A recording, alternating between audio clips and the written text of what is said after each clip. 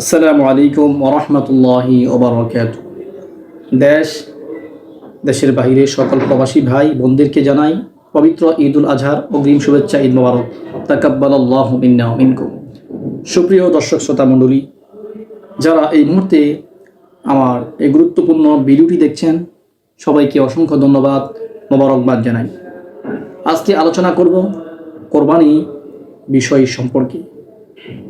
কোরবানি অত্যন্ত গুরুত্বপূর্ণ একটা ইবাদত। কোরবানি দেওয়া ওয়াজিব।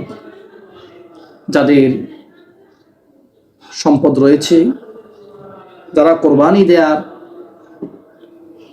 সামর্থ্য রয়েছে, যাদের নেশাব পরিমাণ সম্পদ রয়েছে, ওই সকল ব্যক্তিদের উপর কোরবানি করা ওয়াজিব। কোরবানি কেন করবেন? কোরবানি কোত্থেকে এসেছে আমরা সেই ইতিহাসটাও জানার চেষ্টা করব। এই কোরবানি এসেছে হযরত আদম আলাইহিস সালাম থেকে, তার পুত্র হাবিল এবং কাবিলের মাধ্যমে। তারপরে হযরত ইব্রাহিম আলাইহিস সালামকে আল্লাহ তাআলা পরীক্ষা করেছেন। হযরত ইসমাঈল আলাইহিস সালামকে কোরবানি দেওয়ার জন্য আল্লাহ রাব্বুল আলামিন আদেশ করেছেন হযরত ইব্রাহিম আলাইহিস সালামকে। সেই পরীক্ষা উত্তীর্ণ হয়েছেন হযরত ইব্রাহিম আলাইহিস সালাম। সেখান থেকেই কোরবানির ইতিহাস, কোরবানির পটভূমি। আজ আমরা অধিকাংশ মানুষ মুসলমান কোরবানি দেই মানুষকে দেখানোর জন্য, গোশত খাওয়ার জন্য। যদি আমরা এমন কাজ করে থাকি, তাহলে আমরা পরিহার করব, আমরা বর্জন করব এই কাজটা। কোরবানি দিতে হবে আল্লাহ তাআলার সন্তুষ্টি অর্জন করার জন্য। আল্লাহ সুবহানাহু ওয়া তাআলা বলেন, লা ইয়ানালাল্লাহা লুহুমুহা ওয়ালা দিমাউহা ওয়ালাকিন ইয়ানালুহুত তাকওয়া মিনকুম।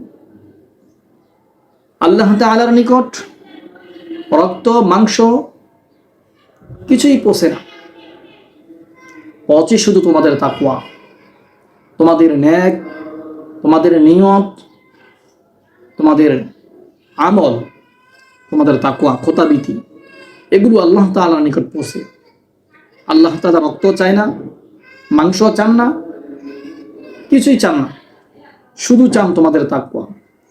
কার নিয়ত কত সহি! আল্লাহ সুবহানাহু ওয়া তাআলা বলেন, কুল ইন্না সালাতি ওয়া নুসুকি ওয়া মাহইয়ায়া ওয়া মামাতি লিল্লাহি রাব্বিল আলামিন। কুল ইন্না সালাতি, আপনার জন্য নামাজ, আপনার জন্য আমার কোরবানি, আমার জীবন, আমার মরণ, সব কিছু আপনার জন্য। যদি আল্লাহর জন্য হয়, তাহলে আল্লাহ সুবহানাহু ওয়া তাআলা অবশ্যই কবুল করবেন। আর যদি লোক দেখানোর উদ্দেশ্য হয়, মানুষকে দেখানোর জন্য উদ্দেশ্য হয়, মানুষ আমাকে হাজী সাহেব বলবে, মানুষ আমাকে বলবে আমি দানবীর, আমি কোরবানি করি, এই উদ্দেশ্য আমাদেরকে, এই উদ্দেশ্য থেকে, এই লক্ষ্য থেকে আমাদেরকে বেরিয়ে আসতে হবে। লৌকিকতা প্রদর্শন করা, লোক দেখানোর উদ্দেশ্য আমাদেরকে পরিহার করতে হবে। একমাত্র কোরবানি করতে হবে আল্লাহ তাআলার সন্তুষ্টি অর্জন করার জন্য, আল্লাহ তাআলার নামে, অন্য কারো নামে নয়, মানুষকে দেখানোর জন্য নয়। তারপরে এই কোরবানি করতে হলে আমাদের আগে আমাদের মনের পশুকে কোরবানি দিতে হবে, আমাদের মনুষ্যত্বকে কোরবানি দিতে হবে, আমাদের আমিত্বকে কোরবানি দিতে হবে। আগে আমাদেরকে ভালো মানুষ হতে হবে। এই কোরবানির মাধ্যমে হযরত ইব্রাহিম আলাইহিস সালামের যেই সুন্নাত, এটাকে আঁকড়ে ধরতে হবে, অন্য কোনো উদ্দেশ্য নয়। কোরবানি করব আল্লাহকে সন্তুষ্টি, রাজি খুশি করার জন্য। আর আমরা কোরবানি করব গোশত খাওয়ার জন্য নয়। আমাদের আশেপাশে প্রতিবেশী, আত্মীয় স্বজন, গরিব অসহায় যারা আছে, তাদেরকে আমাদের এইখান থেকে, এই কোরবানির মাংস থেকে তাদেরকে আমরা দেব খাওয়ার জন্য, আহার করার জন্য। শুধু কোরবানি করলাম, কোরবানি করে গোশতগুলো ফ্রিজে রেখে দিলাম, নিজে পেট ভরে খেলাম, এটার নাম কোরবানি নয়। আত্মীয় স্বজন, পাড়া প্রতিবেশী, এলাকার অসহায় মানুষ যারা রয়েছে, তাদেরকে ভাগ করে দিয়ে দিবেন, নিজেও খাবেন, গরিব অসহায় আত্মীয় স্বজন সকলকে ভাগ করে দিয়ে দিবেন। এটার নাম হচ্ছে কোরবানি। আপনার নিয়ত, আপনার তাকওয়া, এগুলো আল্লাহ তাআলার নিকট পৌঁছবে। রক্ত মাংস কিছুই আল্লাহ তাআলার নিকট পৌঁছবে না। আল্লাহ সুবহানাহু ওয়া তাআলা আমাদেরকে হযরত ইব্রাহিম আলাইহিস সালামের সুন্নত পালন করার তৌফিক দান করুক।